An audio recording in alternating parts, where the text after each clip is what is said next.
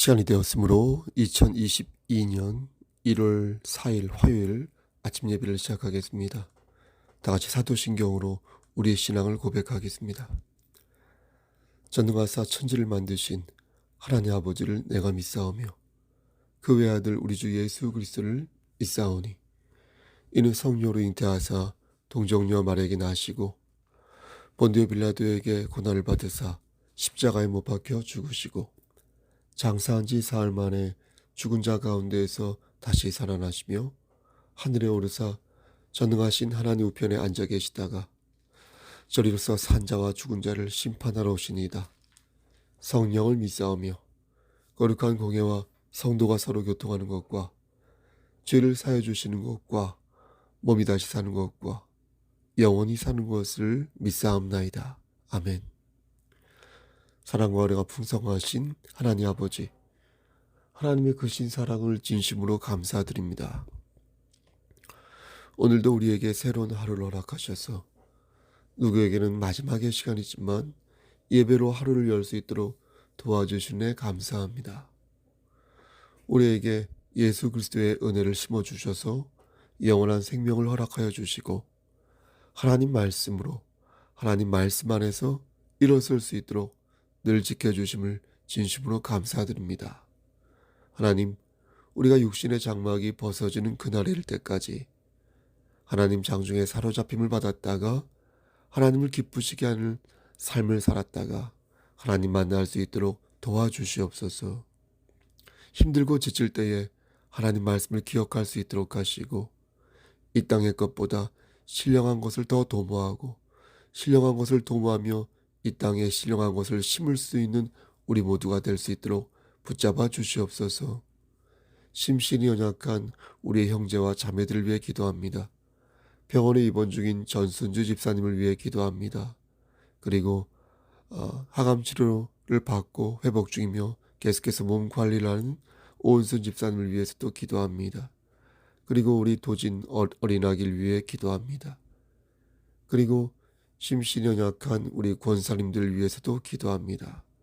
그리고 우리 어린 심령과 청장년 이르러 저들의 영혼이 잘 되기를, 범사가 잘 되기를 또한 기도합니다. 그리고 우리 서욱산 사모님을 위해서도 기도합니다.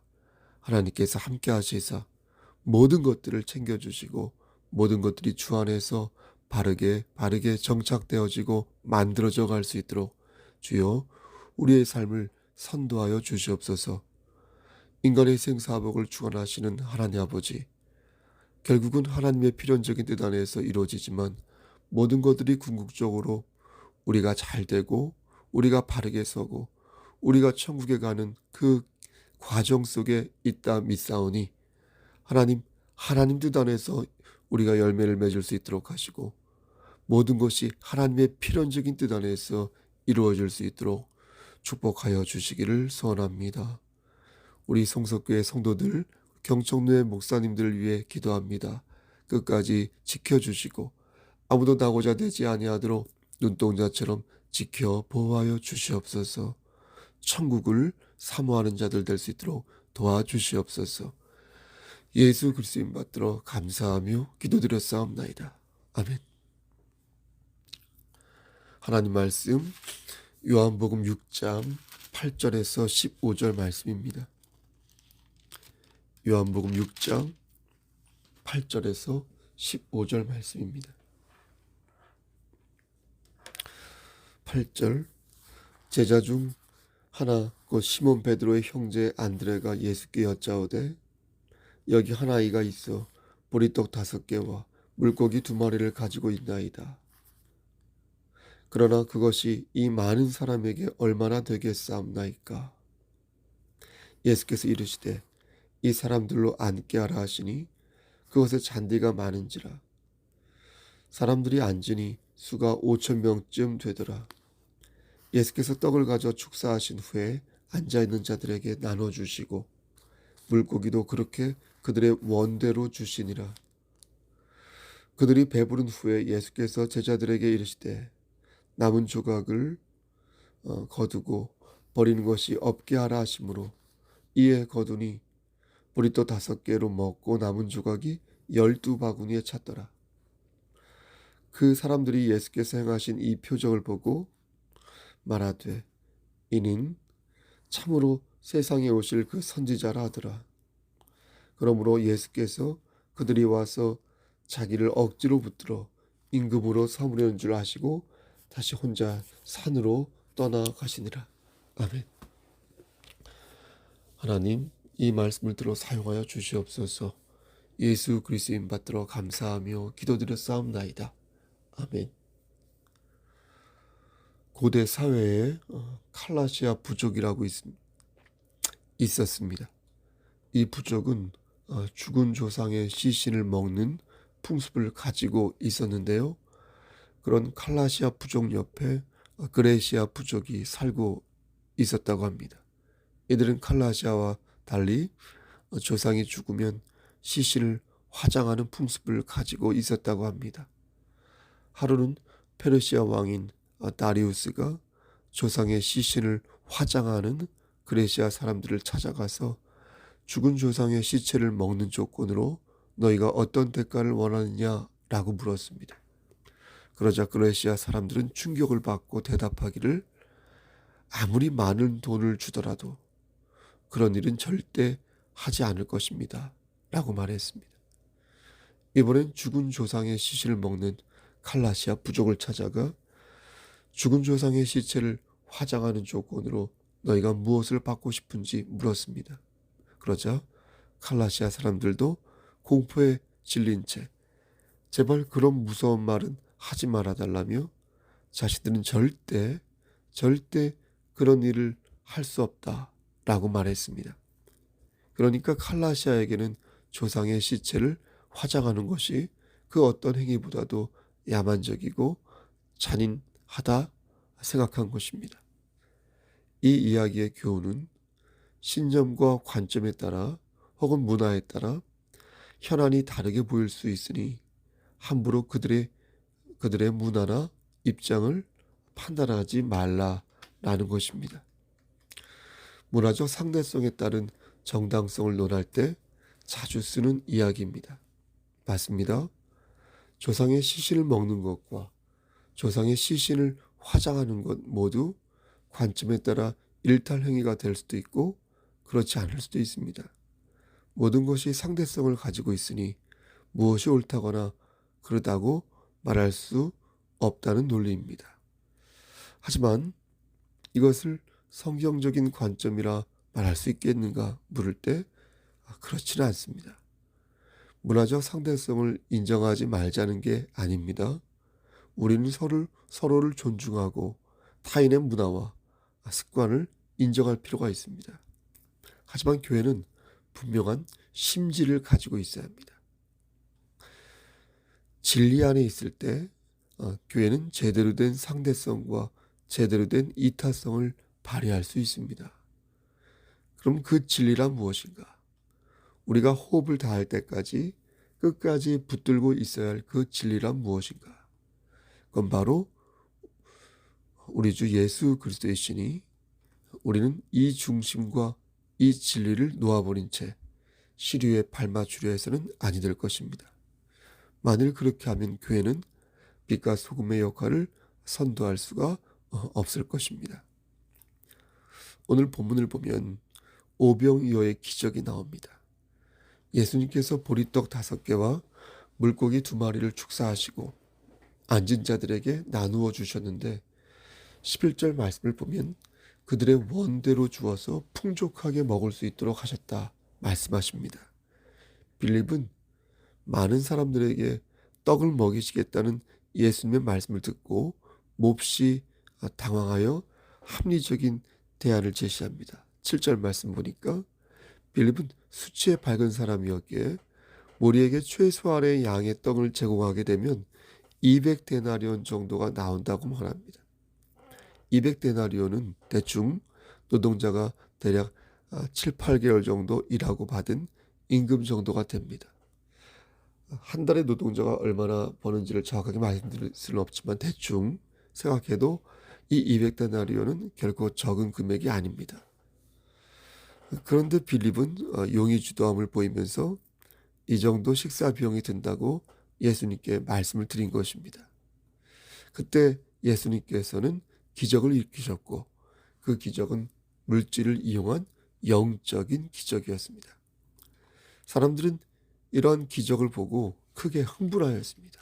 그렇죠? 예수님을 왕으로 삼기 위해 난리법석을 떨었고 예수님은 그런 모습을 보시다가 조용히 혼자 산으로 가셨습니다. 저는 이 말씀을 두 가지 각도에서 이해합니다. 하나는 물질적 기적으로의 관점, 나머지 하나는 영적인 기적으로의 관점. 주님께서는 굶주린 자들에게 영의 말씀만 주지 않으셨다는 겁니다. 또 주님께서는 굶주린 자들에게 물질적인 기적만 주시지 않으셨다는 겁니다. 여러분, 왜 그렇게 하신 걸까요? 왜 우리 주님께서는 물질과 영적인 부분을 함께 묶어서 역사하신 걸까요? 네? 예수님께서는 오병이어의 기적을 일으키신 후에 생명의 떡에 관하여 말씀하셨습니다. 35절 말씀에 내가 곧 생명의 떡이니 내게 오는 자는 결코 줄이지 아니할 것이요 나를 믿는 자는 영원히 목마르지 아니하리라. 아멘. 사람들은 주님을 억지로 잡아서 임금을 삼으려고 하였지만 그들은 영적으로 소경이었기에 영원히 목마르지 않는다는 것의 의미를 알지 못했습니다. 그래서 자신들이 원하는 바만 생각하여 예수님을 붙잡으려 했습니다. 즉 세상 사람들은 주님을 주님으로 인정하지 않았던 것입니다. 지금도 마찬가지입니다. 주님을 주님으로 알지 못하는 사람은 하나님의 나라를 알지 못합니다. 주님을 주님으로 인정하지 못하는 사람은 영과 육의 조화를 꾀하지 못하고 신령한 것보다 물질적인 것을 더 추구합니다. 주님을 주님으로 받아들이지 않는 자는 이 땅에서의 삶이 천년만년 갈 것 같아서 인간의 생사화복을 주관하시는 하나님의 주권을 받들지 아니하며 주님을 주님으로 받아들이지 않는 자는 그래서 마귀만 줬다가 지옥불에 다다르고 마는 것입니다. 하지만 죄악의 그늘 아래서 주님을 온전히 아는 것은 참으로 어려운 일입니다. 또 주님을 우리가 안다고 해서 주님 뜻대로 온전하게 사는 것도 참으로 힘든 일입니다. 그래서 하나님께서는 우리에게 성령님을 보내주신 것이고 우리는 성령의 가호 아래 하나님이 주시는 은총을 누리며 사는 것입니다. 이때 하나님께서는 물질을 사용하시는데 복음을 전하고 복음 안에서 살 때 이 물질적인 기적은 분명 효과를 보이기 때문입니다. 만일 그들의 생각이 육신의 것으로 가득 차 있다면 그들의 생각을 바꾸는 방법으로 육신의 것을 사용하는 것은 어떻겠습니까? 매우 효과적인 방법이 된다는 것입니다. 그래서 오늘 본문을 보니 주님은 굶주린 저들에게 보리떡 5개와 물고기 2마리로 물질의 기적을 일으키신 것입니다. 사실 주님께서는 이것 외에도 여러 물질적 기적을 보여주셨습니다. 요한복음만 보더라도 총 7개의 기적이 나오는데요. 2장을 보면 물로 포도주를 만드셨고요. 4장을 보면 귀족의 아들을 고치신 기적이 있었고요. 5장을 보면 병든 자를 고치셨고 6장을 보면 오늘 보면 6장을 보면 오병이어의 기적을 일으키셨고 9장을 보면 눈먼 소경을 고치셨고 11장 말씀을 보면 죽은 나사로를 살리셨어요. 이 모든 행위 속에 담긴 의미는 무엇입니까? 분명 하나님 나라라는 영적인 의미이지만 하나님께서는 그 뜻을 보이시기 위해 인간의 오감을 만족시키는 물질적인 기적을 일으키셨다라는 것입니다. 문제는 이러한 역사 속에서 사람들이 물질적인 기적에 흥분하는 것을 넘어 신령한 것으로 나아가야 하는 것인데 그렇게 하지 못하여 기적의 진리를 깨닫지 못하는 것이 안타까운 것입니다. 그렇다면 하나님께서 전략을 잘못 세우신 것일까요, 여러분? 그렇지는 않습니다. 보세요. 다르게 표현하여 다시 말씀드리지만 하나님께서는 우리에게 믿음을 주실 때 믿음의 예열을 하신다는 거예요. 예열을 하시는데 그것을 수용하는 것은 우리의 의지에 달려있다 하겠습니다. 우리가 그것을 수용하지 않으면 믿음을 가질 수 없다는 것입니다. 그럼 우리가 우리의 믿음을 선택하는 것일까요? 그건 아닙니다. 왜냐하면 하나님께서 선택한 백성이라면 하나님께서는 계속해서 그 백성을 흔드사 그의 마음을 예열케 하셔서 결국 주님 앞에 무릎 꿇게 하시기 때문입니다. 즉 믿음의 결정은 하나님께 달려있는 것입니다. 정리하면 하나님께 속한 사람은 하나님이 흔드실 때 하나님의 말씀을 수용하지만 하나님께 속하지 아니한 사람은 하나님이 흔드실 때 그럼에도 불구하고 끝까지 하나님 말씀에 반응하지 않는다 라는 것입니다. 예수 그리스도는 오병이어의 기적을 통하여 지금 우리가 어떻게 이 세상을 지혜롭게 살아가야 하는지 말씀해 주십니다. 주님은 물질을 이용하여 영적인 기적을 일으키시며 하나님의 나라가 어떤 것인지를 우리에게 가르치셨습니다. 그러면서 우리가 서 있는 그곳에서 하나님의 나라를 세우라고 말씀하셨습니다. 우리가 만지는 그 손길에서, 여러분들이 만지는 그 손길에서, 여러분들이 만나는 그 고객 앞에서, 여러분들이 보고 듣고 나누며 스쳐 지나가는 모든 사람들에게서 하나님의 나라를 심으려 할 때 우리는 하나님을 기쁘시게 하는 그리스도인으로 우뚝 서게 될 것입니다. 우리의 몸뚱이는 하나님께서 주신 것이고 우리의 영혼도 하나님께서 주신 것입니다. 우리가 숨을 쉬는 동안 하나님께서는 우리의 몸과 마음과 모든 것을 사용하실 것이니 우리는 기름을 준비한 다섯 처녀처럼 우리의 몸과 마음을 예열하여 준비하고 있어야 할 것입니다. 물질을 잘 사용해야 할 것이고 우리의 몸과 오감을 잘 사용해야 할 것이고 우리의 마지막을 주님의 은총의 시작으로 두어야 할 것입니다. 하지만 여러분, 오늘 그렇게 만약 살지 못했다 하여도 너무 실망하거나 좌절하지 마시기 바랍니다. 하나님께서는 그 어떤 장애물이 있을지라도 우리로 하여금 하나님께로 돌아갈 수 있는 길을 찾게 하실 것입니다. 그러므로 지금 즐거우신 분들은 겸손히 더욱 주를 섬기시고 지금 괴로우신 분들은 주님의 긍휼을 더욱 의지하시기를. 복 있는 사람은 악인들의 꾀를 따르지 아니하며 죄인들의 길에 서지 아니하며 오만한 자들의 자리에 앉지 아니하고 오직 여호와의 율법을 즐거워하여 그의 율법을 주야로 묵상하는도다. 여러분, 의인들의 길을 여호와께서 인정하시나 악인들의 길을 망하리라 말씀하셨사오니 오늘도 하나님을 붙드시는 의인 되시기를 우리를 죄에서 구속하여 주신 주님의 이름 받들어 간절히 축원합니다. 아멘. 이제는 우리를 죄에서 구속하여 주신 우리 구주 예수 그리스도의 은혜와 아버지 하나님의 만극하신 그 사랑하심과 성령님의 교통하시고 인도하시는 모든 역사하심이 하나님 말씀 안에서 진정으로 의인으로 살아 의인으로 남기를 소원하는 여기 모인 성도와 그들의 가정과 이 재단과 이 나라 위에 그리고 우리 경천로의 목사님들 머리 위에 하나님의 사랑하심이 세세트로 함께 계실지어다.